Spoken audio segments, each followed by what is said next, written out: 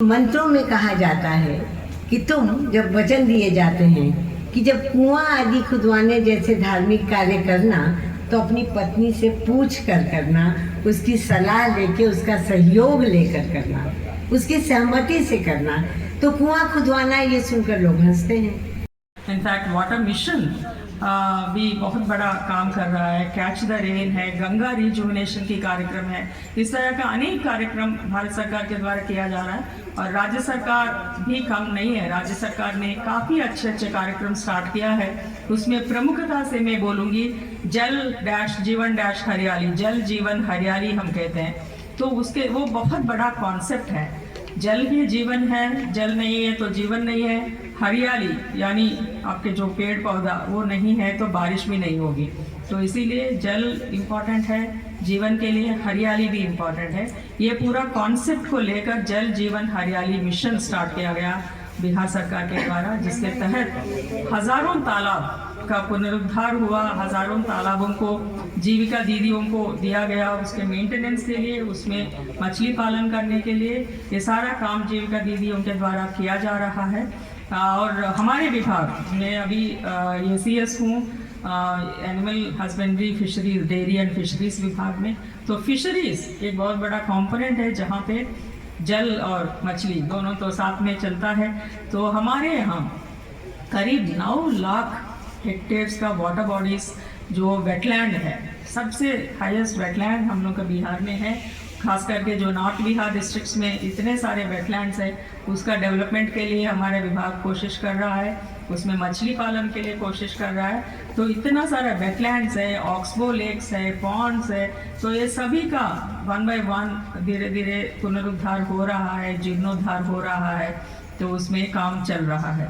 तो ये rejuvenation and cleaning of ponds, wetlands, ये सब कार्यक्रम चल रहा है। उसमें इंटीग्रेटेड मॉडल्स चल रहा है। लोगों के जीविकोपार्जन के लिए काफ़ी बड़े पैमाने पे इंटीग्रेटेड मॉडल्स चल रहा है वेटलैंड डेवलपमेंट के अंदर। दूसरा है आपका हर घर जल का, हर घर नल का जल योजना, जिसके तहत क्योंकि माताएं यहाँ, बहनें यहाँ बैठी हुई हैं, तो जल को लाने के लिए किलोमीटर पर किलोमीटर लोगों को, खास करके महिलाओं को सर पे वो रख के बर्तन रख करके जाना पड़ता है। तो दूर दूर सुदूर, मतलब हमेशा हम लोग जब भी जल की कमी के बारे में बात करते हैं तो 2 पिक्चर हमारे सामने आता है। एक राजस्थान की जो रेगिस्तान है, वहाँ पे जो जहाँ पे जमीन पूरा फट गया है, वो पिक्चर एक विजुअल हमारे आंखों के सामने आता है। दूसरा महिलाएं सर पे ये लगा के घड़े रख के कोसों दूर अकेले जाके पानी लाने की दृश्य, यही एक सामने आता है। तो सबसे जो अगर पेन कोई महसूस करता है जल को लेकर तो महिलाएं महसूस करती है, जो जिनको अगर आजू बाजू में अगर जल स्रोत नहीं है तो दूर दूर जाके महिलाओं को पानी लेके आना पड़ता है।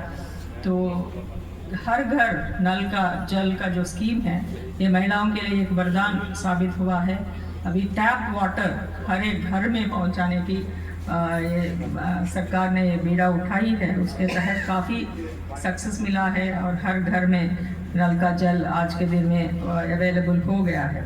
तो ये सारे स्कीम्स जल के संदर्भ में हम लोगों को प्रमुखता से बताने वाले स्कीम्स हैं। ये सारा हो रहा है। इसके बाद जो मैक्रो पिक्चर अगर आप देखेंगे पूरे देश का, तो रिवर्स, बहुत बड़े बड़े रिवर्स है, लिंकिंग ऑफ रिवर्स की बातें चल रही है कि एक रिवर दूसरे रिवर से कैसे लिंक किया जाए ताकि उसका बेहतर उपयोग हो। और जो नदियों की पानी है उसको लेकर विभिन्न राज्यों में भी समस्याएं हैं, तगादा है, बीच में कॉन्फ्लिक्ट होता है। कावेरी नदी का पानी को लेकर तमिलनाडु, कर्नाटका में कितने सदियों से एक तनाव होता है।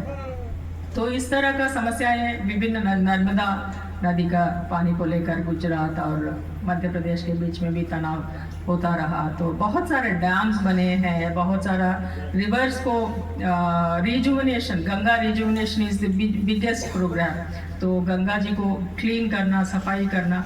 तो ये तो पानी का इम्पोर्टेंस और दूसरा पानी का दुरुपयोग, ये दोनों साथ साथ हो रहा है। तो पानी का दुरुपयोग ना करें, पानी का वेस्टेज ना करें। छोटी सी छोटी बातें अगर आप घर में शेविंग कर रहे हैं तो नल का टैप खोल देते हैं, टैप खोल के शेविंग कर रहे हैं और टैप से पानी बह रहा है। तो ये बहुत छोटा इश्यू है। बहुत सारे लोग ब्रश करते हुए ब्रश कर रहे हैं लेकिन टैप खोल दिया। जब आप ब्रश कर रहे हैं, पानी का इस्तेमाल नहीं कर रहे हैं, टैप नहीं खोलना चाहिए।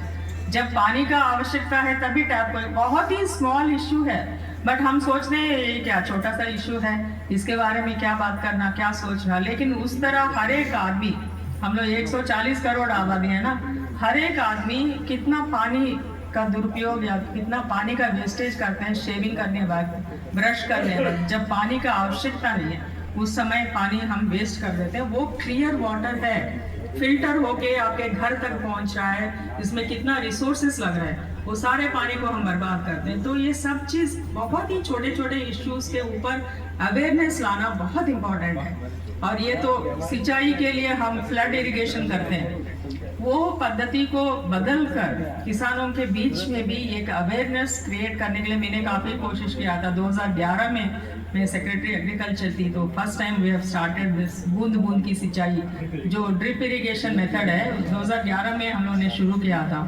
तो उस समय किसानों को कन्विंस करना भी बहुत मुश्किल था कि बिहार में पानी ही पानी है, बिहार में क्या जरूरत है ड्रिप इरिगेशन की, इस तरह की अवगाहना थी। लेकिन आज के दिन में लोग समझते हैं पानी का लेयर बहुत जल्दी भाग रहा है। आज देखें मार्च एंड हो गया, अभी अप्रैल के फर्स्ट वीक में है, लेकिन कितना ज़्यादा गर्मी पड़ रही है और पानी का लेयर भाग रहा है। तो लोगों के बीच में ये अवेयरनेस आ रहा है।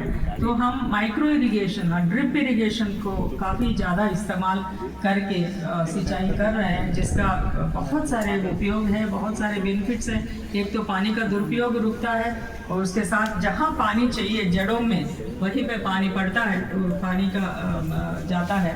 तो ये माइक्रो इरिगेशन बहुत सक्सेसफुल मॉडल रहा है इरिगेशन को लेकर जब हम बात करते हैं। और पैडी जैसे जो धान जैसे जो खेती है जिसमें पानी की बहुत ज़्यादा खपत होता है, बहुत सारे राज्यों में जो पैडी के वजह से बहुत सारे प्रॉब्लम्स उत्पन्न हुए हैं, तो लोग धीरे धीरे मिलेट्स में जा रहे हैं। तो वो तो बहुत बड़ा लंबा स्टोरी है, मैं उसमें मैं अभी नहीं जाऊंगी।